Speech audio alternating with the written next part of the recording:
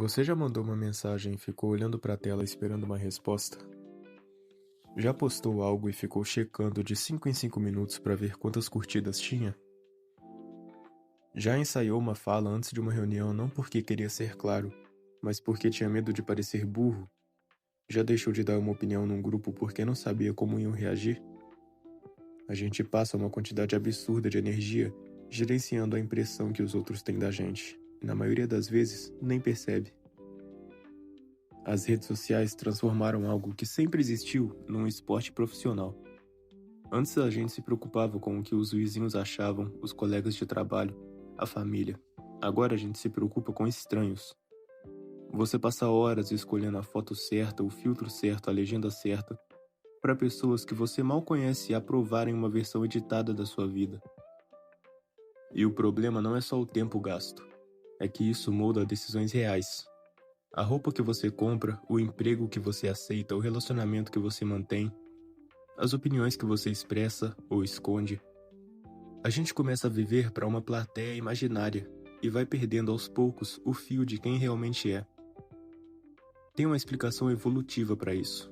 Por milhares de anos, ser aceito pelo grupo era literalmente uma questão de sobrevivência.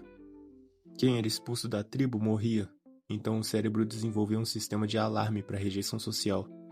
E esse sistema é poderoso. O problema é que esse sistema não evoluiu na mesma velocidade que a sociedade. Hoje, ser ignorado num post do Instagram não é uma ameaça real à sua sobrevivência.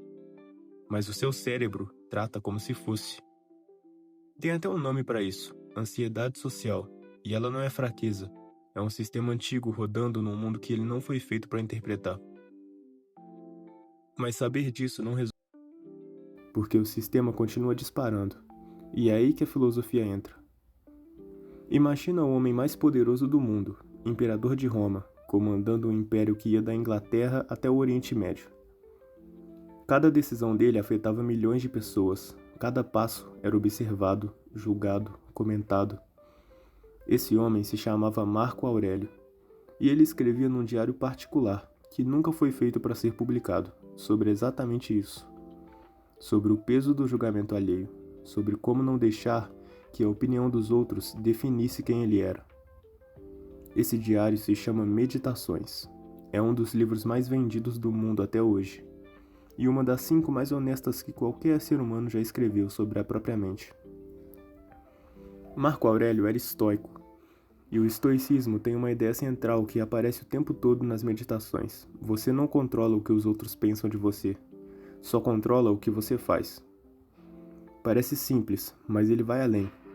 Ele dizia que se preocupar com a opinião alheia é, na prática, entregar o controle da sua vida para outras pessoas.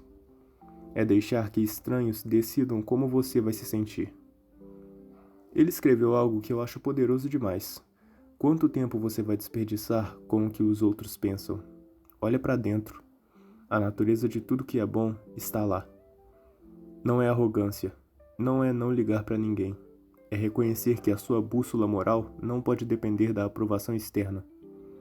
Porque essa aprovação nunca vai ser constante, nunca vai ser suficiente e nunca vai ser totalmente sua. Pensa numa ideia que você teve, mas não compartilhou porque tinha medo de parecer idiota. Marco Aurélio diria: quem são essas pessoas cujo julgamento vale mais do que a sua própria avaliação da ideia? Pensa numa escolha de carreira que você fez ou deixou de fazer por pressão do que a família achar. Ele diria: você vai olhar para trás daqui a 20 anos e vai querer ter vivido a vida deles ou a sua. Pensa em quantas vezes você mudou de opinião numa conversa não porque o argumento do outro era melhor, mas porque você não queria criar conflito. Isso não é humildade, é medo disfarçado de flexibilidade. Marco Aurélio era imperador, tinha mais razões do que qualquer um para se preocupar com a opinião. E mesmo assim escrevia sozinho, para si mesmo: isso não depende de mim, deixa ir. Então o que Marco Aurélio propõe na prática? Primeiro, separar o que é seu do que é dos outros. Seu esforço, suas escolhas, seus valores são seus. A reação das pessoas a isso não é sua, nunca foi. Segundo, perguntar de onde vem a necessidade de aprovação. Você quer fazer isso porque acredita nisso ou porque quer que alguém aprove? Essa pergunta, feita com honestidade, muda muita coisa. Terceiro, lembrar que o julgamento das pessoas diz mais sobre elas do que sobre você. Marco Aurélio escreveu que ninguém te machuca sem a sua permissão, não no sentido de que dói menos, mas no sentido de que você escolhe o quanto aquilo define quem você é. O homem mais poderoso do mundo escrevia para si mesmo, em segredo, sobre o quanto precisava parar de se importar com o que os outros achavam dele. Se ele precisava trabalhar nisso, a gente também pode. Não é sobre virar uma ilha, é sobre parar de terceirizar a sua autoestima. Sobre construir uma relação com você mesmo que não dependa de validação externa para existir. Isso leva tempo, leva prática, mas começa com uma pergunta simples que Marco Aurélio fazia para si mesmo toda vez que o julgamento alheio pesava demais. Isso depende de mim? Nos vemos no próximo vídeo.